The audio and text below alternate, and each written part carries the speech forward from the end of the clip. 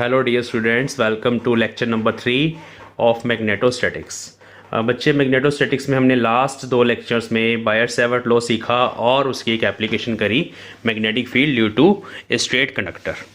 Now in this lecture I am going to discuss that how to find out the magnetic field of a circular loop carrying some current I. आज के इस lecture में हम सिर्फ centre पे magnetic field find करेंगे circular loop के, ठीक है. और इसके साथ साथ अगर सर्कुलर लूप कंप्लीट नहीं है, उसका कुछ पोर्शन है, फॉर एग्जांपल एक आर्क है, आर्क का कुछ एंगल है, तो उस आर्क के सेंटर पे मैग्नेटिक फील्ड का क्या फॉर्मूला है वो देखेंगे.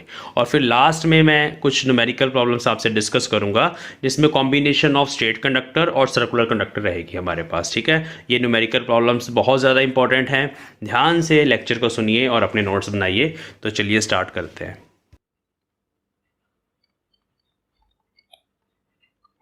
Magnetic field at the centre of A current carrying circular coil, circular loop, ठीक है. कॉइल के लिए फिर हम एन टर्न्स ले लेंगे तो जस्ट एन से मल्टीप्लाई हो जाएगा और कुछ नहीं होगा. तो इसके सेंटर पे अभी हम निकाल रहे हैं, ठीक है. तो let us suppose we have a circular loop और इसमें करंट इस तरह से जा रहा है इन द क्लॉकवाइज डायरेक्शन और हमें सेंटर पर मैग्नेटिक फील्ड फाइंड करनी है. ये ऑब्जर्वेशन पॉइंट है, इसकी रेडियस कैपिटल आर मान लेते हैं, ठीक है. तो हम सबसे पहले क्या करते हैं, हम पूरी लूप के लिए तो लिख नहीं सकते, लेकिन हम स्मॉल करंट एलिमेंट के लिए लिख सकते हैं. तो यहां पर एक करंट एलिमेंट ले लेते हैं जो इस डायरेक्शन में है करंट के अलोंग, इसको बोल देंगे डीएल वेक्टर, ठीक है. तो इस डीएल वेक्टर की मैग्नेटिक फील्ड पी पॉइंट पे लिखते हैं सबसे पहले बाय बायर्ट-सैवर्ट लॉ, और फिर उसको हम इंटीग्रेट कर देंगे. तो by Biot-Savart law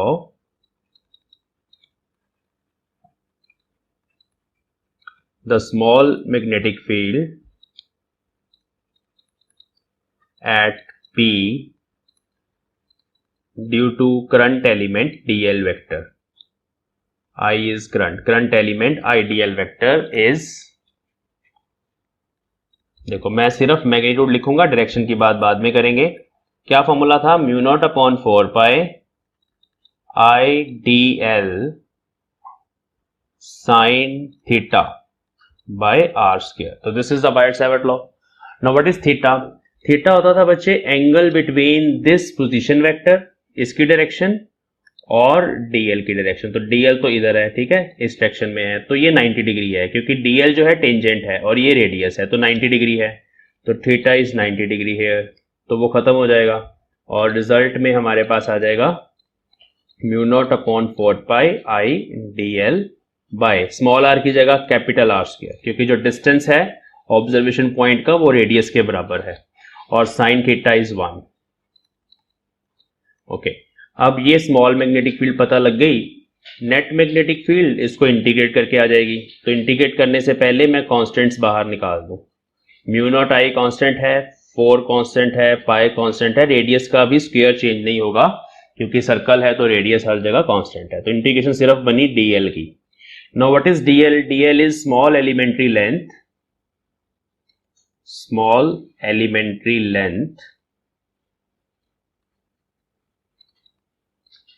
of loop, है ना. तो इसको इंटीग्रेट करोगे, अगर इंटीग्रेट करने का मतलब सारे पोर्शन जोड़ दो, इसके सारे स्मॉल पोर्शन इसके जोड़ दो, तो टोटल लेंथ हमारे पास L बनेगी, और वो L किसके बराबर होगा, 2 पाई R के बराबर. 2 pi R is the circumference. तो मैं यहां पुट कर देता हूं mu naught I upon 4 pi R square और डीएल की इंटीग्रेशन 2 पाई आर. तो पाई से पाई कैंसिल हो गया, 2 यहां पे गया और एक आर से एक आर कैंसिल हो गया. तो रिजल्ट आ गया mu naught I by 2 R. तो this is the magnetic field due to this circular loop at the centre. Direction की बात करते हैं तो राइट हैंड थंब रूल लगेगा. आपने इस तरह से फिंगर्स को घुमाना है, अपने राइट हैंड की फिंगर्स को, और आपका थंब जो है वो इनवर्ड यहां पर पॉइंट करेगा. वैसे भी बताया कि अगर क्लॉकवाइज करंट है तो मैग्नेटिक फील्ड इनवर्ड होती है. तो यहां हम क्रॉस लगा देंगे डायरेक्शन बताने के लिए, और यहां वेक्टर लगा देंगे कि भाई इसकी जो डायरेक्शन है वो इनवर्ड है. हो गया. अगर मान लो इस तरह की n लूप्स हैं, एक लूप की बजाय हमने एक और लूप रख दी, यहां पर एक और रख दी, n रख दी, total small n number of loops अगर हैं, तो ये फॉर्मूला बन जाएगा B is equal to mu naught N I by 2r। तो जस्ट n से मल्टीप्लाई हो जाएगा, सबकी मैग्नेटिक फील्ड ऐड होती चली जाएगी, करंट की डायरेक्शन सब में सेम है इसलिए ऐड होती चली जाएगी।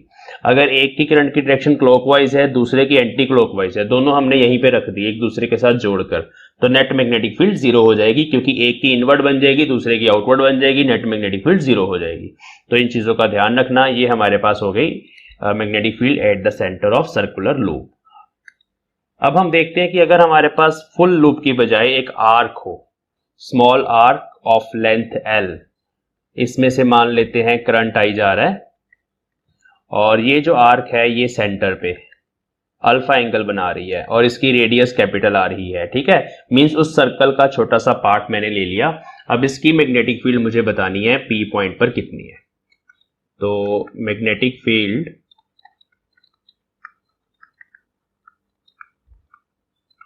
ड्यू टू एन आर्क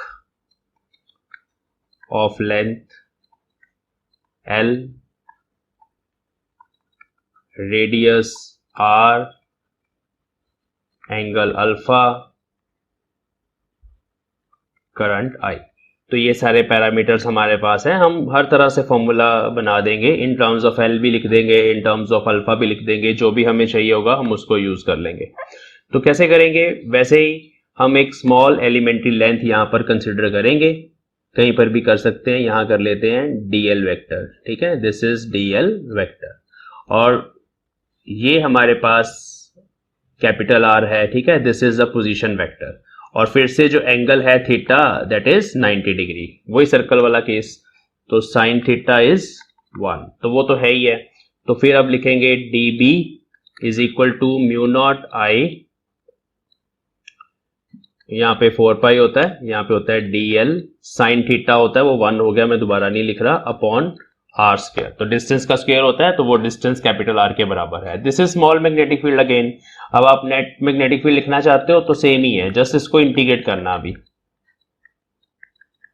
ये सब कांस्टेंट है, इंटीग्रेशन ऑफ dl तो सेम ही है, बट अब इंटीग्रेशन ऑफ dl जो है वो बच्चों L के बराबर आएगी, वो 2 पाई R नहीं होगी, क्योंकि ये छोटी सी लेंथ है, छोटी सी आर्क है, कंप्लीट सर्कल नहीं है। तो हमारा रिजल्ट आ जाएगा mu naught I upon 4 pi R square, dl की जगह L आ जाएगा, ठीक है। तो ये हमारे पास एक फॉर्मूला आ गया इन terms of L and R। अब इसको अल्फा में लेके जाना है। इन टर्म्स ऑफ अल्फा कैसे लिखें? हम यहां पर L बाय R को, which is arc upon radius, ये हमारे पास फॉर्मूला होता है एंगल का, है ना, angle is equal to arc upon radius, तो L बाय R को अल्फा पुट कर सकते हैं, तो B फिर क्या बन जाएगा, mu naught I upon 4 pi R, ये अलग से आ गया मेरे पास, और उसकी जगह L बाय R की जगह हम लिख सकते हैं, पहले मैं ऐसे लिख लेता हूं L बाय R, और इसको हम लिख सकते हैं mu naught I upon 4 pi R into alpha, तो यहां अल्फा आ जाएगा, ठीक है। ये हमारे पास दूसरा फॉर्मूला आ गया। ओके, अब मैं एक और फॉर्मूला यहां पे आपको बताऊं। हम यहां से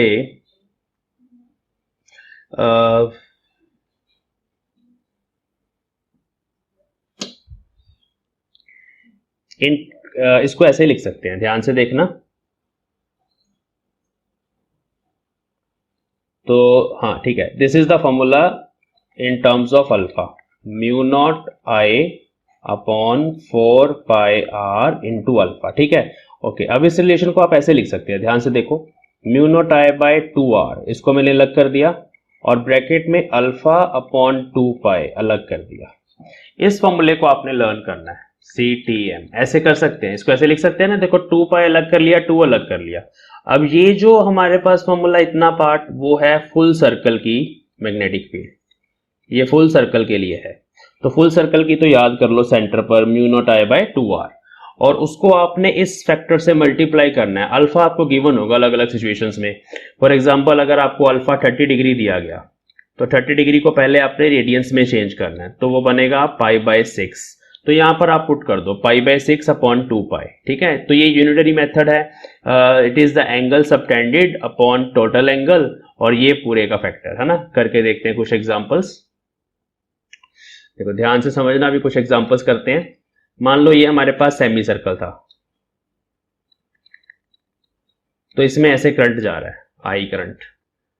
हमें सेंटर पर मैग्नेटिक फील्ड फाइंड करनी है पी पॉइंट पर। तो यहां पर जो अल्फा एंगल है वो पाई के बराबर है, ठीक है। तो हम इसकी मैग्नेटिक फील्ड कैसे लिखेंगे, mu naught I by 2r complete circle की magnetic field into alpha upon 2 pi, alpha is pi upon 2 पाई। तो ये पाई से पाई कटा, मतलब ये हमारे पास आ गया answer mu naught I upon 4r। आप ऐसे भी सोच सकते हैं कि भाई फुल सर्कल की magnetic field mu naught I by 2r है, तो हाफ सर्कल की मैग्नेटिक फील्ड इसका हाफ होगा, इसका हाफ मतलब mu naught I bye 4r। मतलब आप जस्ट इसको आप हाफ से मल्टीप्लाई कर देंगे and you will get answer, ठीक है। तो ऐसे भी सोचा जा सकता है। देखो और एक एग्जांपल करते हैं। ये मान लो ये हमारे पास एक आर्क है और ये सेंटर पे 45 डिग्रीज का एंगल बना रहा है, ठीक है, और आई करंट है। अब 45 डिग्रीज का मतलब है 45 degrees, this is equal to pi by 4, ठीक है, पाई बाय 4। तो अभी अल्फा पाई बाय 4 के बराबर है। और अगर वैसे सोचे तो ये पूरे सर्कल का चौथा हिस्सा है, फोर्थ पार्ट है ये, है ना, 45 डिग्री पे। फोर्थ है, एट्थ पार्ट है, ठीक है, पूरे सर्कल का। चलो ऐसे मत सोचो, आप ऐसे ही करो। देखो म्यू नॉट, पूरे सर्कल की मैग्नेटिक फील्ड लिखो mu naught I by 2r और इसको मल्टीप्लाई कर दो given angle upon total angle से, ठीक है। तो ये पाई से पाई कटा और 1/8 का फैक्टर आया, तो 1/8 का फैक्टर यहां मल्टीप्लाई हो गया, यहां 16 आ गया और r आ गया। तो this is the magnetic field at this point. Direction की बात करनी है, राइट हैंड थंब रूल लगेगा। फिंगर्स देखो आपकी कैसे घूम रही हैं, क्लॉकवाइज ना, तो क्रॉस आ जाएगा, करके देख लो। तो यहां हम क्रॉस लगा देते हैं डायरेक्शन बताने के लिए। तो किसी भी स्मॉल सर्कुलर लूप की मैग्नेटिक फील्ड अभी आप निकाल सकते हो अगर आपके पास अल्फा एंगल गिवन है। एक और एग्जांपल करते हैं। ये देखो, एक ऐसे है हमारे पास पार्ट, करंट ऐसे जा रहा है, फिर डॉटेड लाइन है, एक करंट यहां पड़ा हुआ है ऐसे, ये इधर जा रहा है, फिर डॉटेड लाइन है, एक करंट फिर जा रहा है इधर, फिर डॉटेड लाइन है, यहां सेंटर है, ठीक है। तो मींस 3 करंट्स हैं, आई और आई, ठीक है, 3 करंट्स हैं हमारे पास, तीनों करंट सेम है। और ये अरेंजमेंट है 3 कंडक्टर्स का, टेबल के ऊपर ऐसे कंडक्टर्स पड़े हुए हैं। तो इस पॉइंट पर नेट मैग्नेटिक फील्ड लिखनी है अभी हमें, ठीक है। एंगल कितना है, एंगल गिवन है, ये हम इसको कंप्लीट कर देते हैं, एंगल अल्फा गिवन है, ठीक है, ओके। अब एंगल सबके लिए सेम है लेकिन रेडियस विल बी डिफरेंट, तो दे आर गिवन। इस केस में हमारे पास जो रेडियस है, ये डिस्टेंस x दिया गया है, सेकंड वाला डिस्टेंस यहां से पूरा y दिया गया है, और थर्ड वाला डिस्टेंस जो है कंप्लीट फ्रॉम सेंटर ये z दिया गया, ठीक है। तो अभी हमें 3 फॉर्मूले लिखने पड़ेंगे, तीनों की मैग्नेटिक फील्ड लिखनी पड़ेगी। कैसे करना है, इसको 1 मान लेना है, इसको 2 मान लेना है, इसको 3 मान लेना है, और उसके कॉरेस्पॉन्डिंग b1 b2 b3 लिखने हैं। डायरेक्शंस का भी ध्यान रखना है। जब करंट ऐसे चलेगा क्लॉकवाइज, मैग्नेटिक फील्ड इनवर्ड होगी। जब करंट चलेगा anti clockwise, magnetic field outward होगी। मैं लिख देता हूं, क्लॉकवाइज करंट तो मैग्नेटिक फील्ड इनवर्ड होगी, एंटी क्लॉकवाइज करंट तो मैग्नेटिक फील्ड आउटवर्ड होगी, ठीक है। ये मैं आपको अभी बता रहा हूं, हमें रूल तो समझ आ गया कैसे लगाना है, लेकिन इसको याद करना पड़ेगा। बार बार आप थंब नहीं लगा के देखोगे। क्लॉकवाइज करंट नजर आ रहा है तो इनवर्ड, एंटी क्लॉकवाइज करंट नजर आ रहा है तो आउटवर्ड, ठीक है बच्चों। तो अभी B1 जो है फर्स्ट कंडक्टर की मैग्नेटिक फील्ड B1, उसको लिखेंगे तो म्यू नॉट आई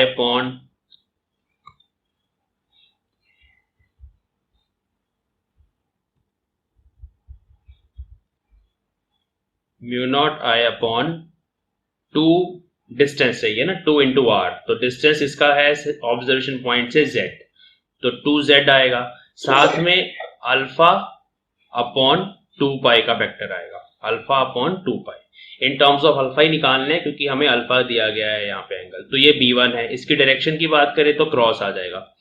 सिमिलरली आपने B2 लिख लेना है। B2 सेकंड कंडक्टर के लिए mu naught I upon B2 ये वाला है, इसका डिस्टेंस y है तो 2y आएगा, और एंगल वही आएगा अल्फा बाय 2 पाई, क्योंकि एंगल तो सेम ही है ना अल्फा सबका। और लेकिन इसमें डायरेक्शन जो है ऑपोजिट आएगी, तो डॉट लगा दिया, क्योंकि ये एंटी क्लॉकवाइज करंट है। एंटी क्लॉकवाइज के लिए आउटवर्ड होती है मैग्नेटिक फील्ड, क्लॉकवाइज के लिए इनवर्ड होती है। और लास्ट है B3 मतलब इसकी फिर से क्लॉकवाइज करंट आ गया, तो डिस्टेंस लेकिन इस केस में x है, तो mu naught I upon 2x, ठीक है, और साथ में फैक्टर आ जाएगा अल्फा बाय 2 पाई का, और साथ में आ जाएगा क्रॉस डायरेक्शन के लिए।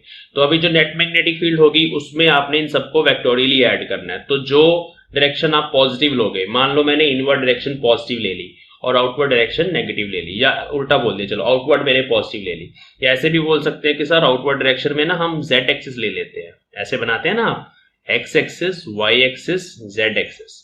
तो आउटवर्ड के अलोंग हम कौन सा यूनिट वेक्टर लेते हैं, के कैप, और इनवर्ड के अलोंग हम कौन सा लेते हैं, माइनस के कैप। तो जो आंसर है उसमें आप के कैप, माइनस के कैप इनको भी यूज कर सकते हैं, ठीक है। तो नेट मैग्नेटिक फील्ड को मैं वेक्टर फॉर्म में लिख रहा हूं, सारे कॉमन फैक्टर्स बाहर निकाल रहा हूं, म्यू नॉट आई अल्फा अपॉन 4 पाई, ये सबका बाहर आ जाएगा ब्रैकेट।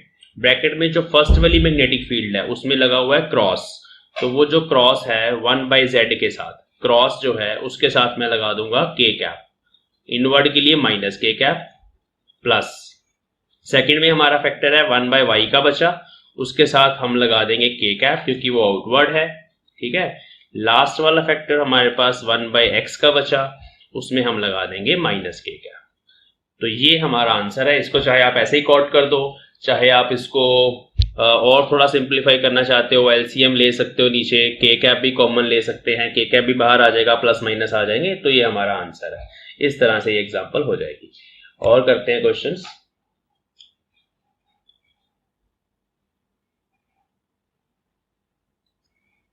ये कंडक्टर है, ठीक है, करंट ऐसे आए, ऐसे घूमा, ऐसे चला गया, और ये एंगल दिया गया है 90 डिग्री, ठीक है बच्चों।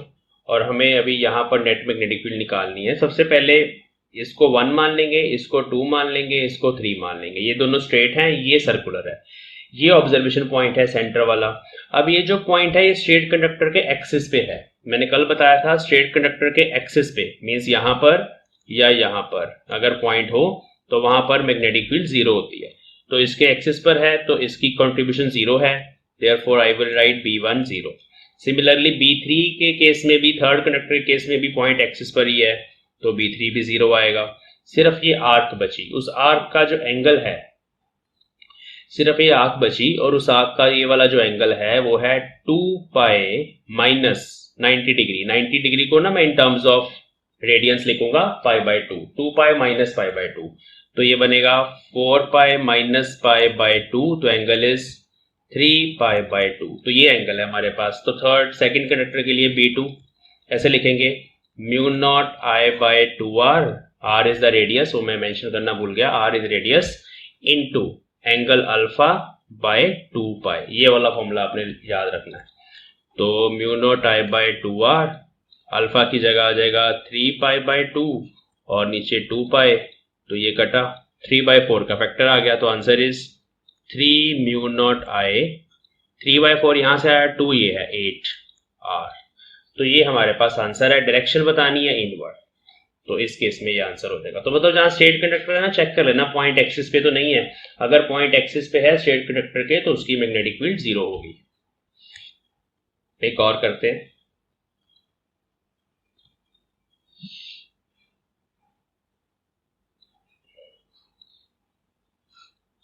यहां से ये इनफाइनाइट कंडक्टर्स हैं लाइक दिस, और ये पी पॉइंट है।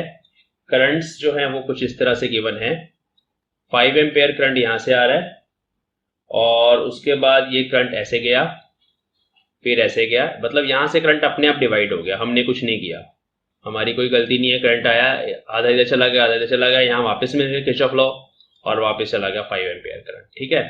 तो मीन्स अभी हमें जो मैग्नेटिक फील्ड निकालनी है वो एक इसके कारण, ये स्ट्रेट, और ये वाला सर्कल सेमी सर्कल, एक ये वाला सेमी सर्कल, दोनों को अलग अलग लेके चलेंगे क्योंकि कंप्लीट सर्कल नहीं है। कंप्लीट सर्कल उसको मानेंगे जब करंट की सेंस ऑफ रोटेशन पूरे सर्कल में से सेम हो, लेकिन ये 2 सेमी सर्कल्स हैं, ध्यान रखना 2 सेमी सर्कल्स हैं। रेडियस इसकी कैपिटल रेडियस इसकी दी होगी, इसकी रेडियस दी गई है small r which is equal to 5 centimetre. तो radius is given which is 5 centimetre. तो अभी कुछ वैल्यूज दी गई हैं, वैल्यूज की टर्म्स में हमें निकालना है। तो दिस इज योर कंडक्टर 1, ये वाला सेमी सर्कल कंडक्टर 2, ये वाला semi circle conductor 3 and this is 4, ठीक है। डायरेक्शंस का भी ध्यान रखना। सबसे पहले हम बात करते हैं इस स्ट्रेट कंडक्टर की। तो ध्यान से देखो, थंब आपने इस तरफ रखा, तो जब आप फिंगर्स को घुमाओगे, इस कंडक्टर को ग्रैस्प करोगे, तो यहां से जो है आपकी फिंगर्स आउटवर्ड आएंगी। तो जो B1 है उसकी डायरेक्शन आउटवर्ड है, मैंने डॉट लगा दिया, ठीक है। B1 की जो डायरेक्शन है वो आउटवर्ड है। सिमिलरली इस केस में अगर आप इसको ग्रैस्प करेंगे, थंब अपना इस तरफ रखें, ट्राई करें स्क्रीन पे और फिंगर्स को घुमाएं, तब भी आपकी फिंगर्स यहां से आउटवर्ड ही आएंगी स्क्रीन से। तो जो B4 की डायरेक्शन है वो भी आउटवर्ड है, ऐसे एनालाइज कर लेना। अब सेकंड केस में बात करें, अब आपने फिंगर्स को घुमाना है इसके अलोंग। ये करंट अगर आप देखें ना, तो ये करंट एंटी क्लॉकवाइज है। एंटी क्लॉकवाइज करंट के लिए मैग्नेटिक फील्ड आउटवर्ड होती है। तो B2 की डायरेक्शन सेंटर पे, इसका सेंटर ही है, ये आउटवर्ड है। और ये B3 है, B3 जो है वो क्लॉकवाइज करंट है, उसके लिए इनवर्ड होगी। तो B3 की डायरेक्शन इनवर्ड है। ओके, अब ये दोनों ही सेमी सर्कल हैं, दोनों में करंट सेम होगा। कितना होगा, ये 5 एम्पेयर है ना, तो 2.5 एम्पेयर यहां होगा और 2.5 एम्पेयर यहां होगा, क्योंकि करंट इक्वली डिवाइड होगा, क्योंकि जो लेंथ है कंडक्टर्स की वो इक्वल है, सेम ही कंडक्टर है। तो ये 2.5, ये 2.5, रेडियस भी सेम, तो ये दोनों मैग्नेटिक फील्ड के मैग्नीट्यूड्स भी सेम होंगे। तो यहां पर इन दोनों का तो आंसर 0 आ जाएगा, ये दोनों तो आपस में कैंसिल हो जाएंगी, आंसर 0 आ जाएगा। बची ये दोनों B1 और B4, ये ऐड होनी है। तो B1 इज इक्वल टू, हाँ जी, फॉर्मूला होता है mu naught I upon 4πr। अगर आपको याद हो, सेमी इन्फाइनाइट का केस है ये। सेमी इन्फाइनाइट कंडक्टर मैंने ऐसे बनाया था, ये वाला केस था, हमने एक एंड के सामने ऑब्जर्वेशन पॉइंट रखा था, तो आपको रिजल्ट ये निकाल के बताया था कि वो mu naught I upon 4πr होती है, where r is this distance. तो B1 is this and B2 is also same, तो मैं लिख देता हूं B2 is also mu naught I upon 4πr। तो जब आप इन दोनों को ऐड करोगे, सॉरी B2 नहीं B4, ये वाली की बात हो रही है, इसकी बात हो रही है, तो B नेट, क्योंकि दोनों की डायरेक्शन आउटवर्ड है, 2 टाइम्स हो जाएगा। 2 टाइम्स मतलब mu naught I upon 2πr। तो यहां सब कुछ पुट करेंगे, म्यू नॉट पुट करेंगे, which is 4π into 10⁻⁻7 upon 2π, current is 5, और ये जो r है रेडियस 5 सेंटीमीटर, 5 इंटू 10⁻⁻2। तो ये पाई से पाई कटा, यहाँ 2, 5 से 5 कटा, -2 + 2 हो गया। सॉल्व करके आंसर आ गया 2 इंटू 10⁻⁻5 टेस्ला। तो ये हमारे पास नेट मैग्नेटिक फील्ड आ गई, और डायरेक्शन भी साथ में बतानी है, डायरेक्शन आउटवर्ड है, तो यहाँ डॉट लगा देंगे, ये आंसर है। ठीक है बच्चों, तो जब भी आपको इस तरह का कोई क्वेश्चन मिले, उस क्वेश्चन में ध्यान रखना है कि आपने सारे पार्ट्स को आइडेंटिफाई कर लेना है। अब आपको एक फंडा बताते हैं, क्लोज लूप्स के लिए एक फंडा बताते हैं। मान लो किसी भी शेप की क्लोज लूप है, फॉर एग्जांपल एक स्क्वायर है, यहां से कुछ करंट आई आपने एंटर किया और सेम करंट आई बाहर चला गया। तो इस केस में बाय सिमेट्री प्रिंसिपल, यहां I/2 जाएगा, यहां पर भी I/2 ही रहेगा, ये दोनों सीरीज में है, इसका भी I/2 यहां रहेगा और यहां I/2 रहेगा, ये दोनों आपस में मिलके बाद में I बनेगा। किरचॉफ लॉ आपको आते हैं। तो अगर अभी आप इंटरसेक्शन ऑफ डायगोनल्स पे नेट मैग्नेटिक फील्ड बताना चाहते हो यहां पर, तो वो जो नेट मैग्नेटिक फील्ड होगी वो 0 आएगी। क्यों? क्योंकि इन दोनों की मैग्नेटिक फील्ड इनवर्ड है, आप चेक कर सकते हो, क्योंकि देखो ध्यान से देख लो, क्लॉकवाइज है ना, ये दोनों करंट क्लॉकवाइज है, ऐसे चल रहे हैं, तो क्लॉकवाइज की मैग्नेटिक फील्ड इनवर्ड और एंटी क्लॉकवाइज की आउटवर्ड। बाकी सारे पैरामीटर्स भी सेम है, डिस्टेंस सेम है, करंट सेम है। तो यहाँ पर सेंटर पे इस पॉइंट पर बी नेट जो होगा वो 0 होगा, किसी भी शेप का हो। सर्कल की बात करते हैं, ऐसे गया करंट सर्कल और ऐसे फिर बाहर आ गया। ठीक है, अब भी सेंटर पर इस पर्टिकुलर पॉइंट पर नेट मैग्नेटिक फील्ड 0 होगी, क्योंकि ये करंट क्लॉकवाइज है, ये करंट एंटी क्लॉकवाइज है, I/2 I/2।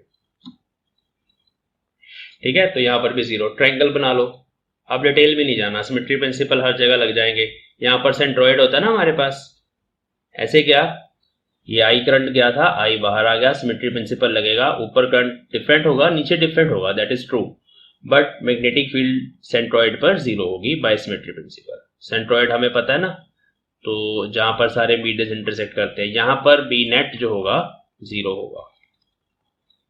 ठीक है, ऐसे ही अगर आपके पास क्यूब है, रेक्टेंगल है, कुछ भी है, हर केस में magnetic field, net magnetic field zero होगी। इवन अगर हम सर्कल की बात करें लाइक दिस, मान लेते हैं यहां से करंट गया और यहां से बाहर आया, आई करंट, मीन्स अभी ऊपर वाला पार्ट थोड़ा बड़ा है, नीचे वाला पार्ट थोड़ा छोटा है। करंट डिस्ट्रीब्यूट तो नॉन यूनिफॉर्मली होगा, मतलब I1 I2 दोनों डिफरेंट होंगे, बट सेंटर पर नेट मैग्नेटिक फील्ड जीरो होगी। तो इस केस में भी बच्चों जो बी नेट होगा वो जीरो होगा। इस केस में लेंथ के बढ़ने से करंट उतना ही कम जाएगा ऊपर, I1 करंट I2 से छोटा होगा। करंट कम होगा, एंगल बड़ा है, मतलब ये जो मैग्नेटिक फील्ड है ऊपर वाले पार्ट की, that is mu naught I by 2R, ये तो कंप्लीट सर्कल की होगी, साथ में अल्फा बाय 2 पाई का फैक्टर है। तो magnetic field actually directly proportional to alpha times I और अल्फा दोनों के ऊपर डिपेंड करती है ना। तो अगर अल्फा बड़ा कर दिया हमने, मतलब लेंथ बड़ी हो गई, लेंथ बड़ी होने से रेजिस्टेंस ज्यादा होगी, रेजिस्टेंस ज्यादा होने से करंट कम हो गया, सेम प्रोपोर्शन में उतना कम करंट जाएगा। ये बी ऊपर वाली B1, नीचे वाली मैग्नेटिक फील्ड जो है B2 उसके बराबर ही आएगी। नीचे वाली कितनी है, म्यू नॉट I बाय, यहाँ I1 लिखते हैं, यहाँ I2 लिखते हैं, 2R, और यहाँ आएगा 2 pi minus alpha divide by 2 pi. इन दोनों को जब आप ऐड करोगे आंसर विल बी जीरो, पर पहले आपको I1 I2 निकालना पड़ेगा इन टर्म्स ऑफ लेंथ, तब आंसर जीरो आएगा।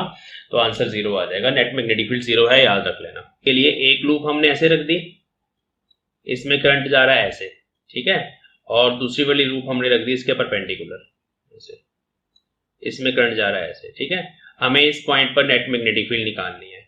तो इस केस में अगर हम ऊपर से देखें तो ये ऐसे फिंगर्स अगर आपकी घूम रही है तो थंब ऊपर आएगा, तो इसकी मैग्नेटिक फील्ड B1 ऊपर आ जाएगी।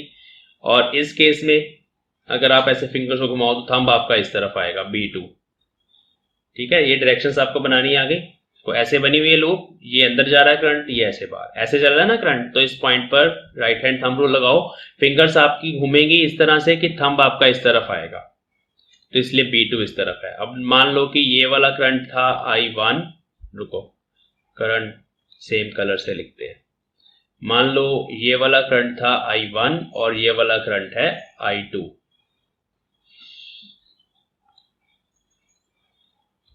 ये करंट है I2, तो दोनों लिख लेते हैं।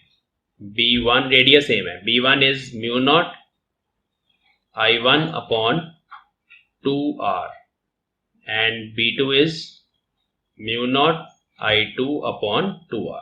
अब ये दोनों जो है मैग्नेटिक फील्ड दोनों 90 डिग्री पे हैं, तो नेट मैग्नेटिक फील्ड इस केस में 90 डिग्री पे है, अंडर रूट रिजल्टेंट निकालना है ना, B1 square plus B2 square. तो B1 square plus B2 square में म्यू नॉट बाय 2R तो कॉमन ही आ जाना है, और अंदर आएगा I1 square plus I2 square, और डायरेक्शन है लेफ्ट ये वाली, ऐसे पैरेललोग्राम कंप्लीट करके ये डायरेक्शन है, ठीक है। तो डायरेक्शन जो है वो हमें बतानी पड़ेगी। अगर आप ये मैग्नीट्यूड फॉर्म में नहीं लिख रहे तो डायरेक्शन मैं बताता हूँ कैसे, टेंजेंट बीटा से बताते हैं।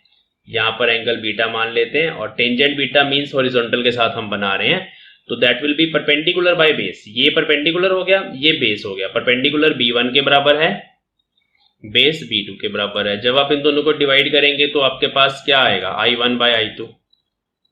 तो जो एंगल है beta that is tan inverse I1 by I2। तो इस तरह से हम डायरेक्शन बता देंगे मैग्नेटिक फील्ड की, और ये मैग्नीट्यूड है मैग्नेटिक फील्ड का। तो इस तरह के क्वेश्चंस भी आ सकते हैं, मतलब सुपरपोजिशन प्रिंसिपल हर जगह पे होल्ड करता है, चाहे नेट इलेक्ट्रिक फील्ड निकालनी हो, चाहे नेट मैग्नेटिक फील्ड निकालनी हो, इसी तरह से हम उसको करते हैं। क्वेश्चन कैसे है, इस तरह से स्ट्रेट कंडक्टर बना हुआ है, और बाकी ये हमारे पास सर्कुलर पार्ट है ऐसे, और यहाँ पर सेंटर पे जो एंगल दिया गया है स्ट्रेट कंडक्टर के साथ वो दिया गया है 90 डिग्री, ठीक है जी, और ऐसे करंट फ्लो कर रहा है।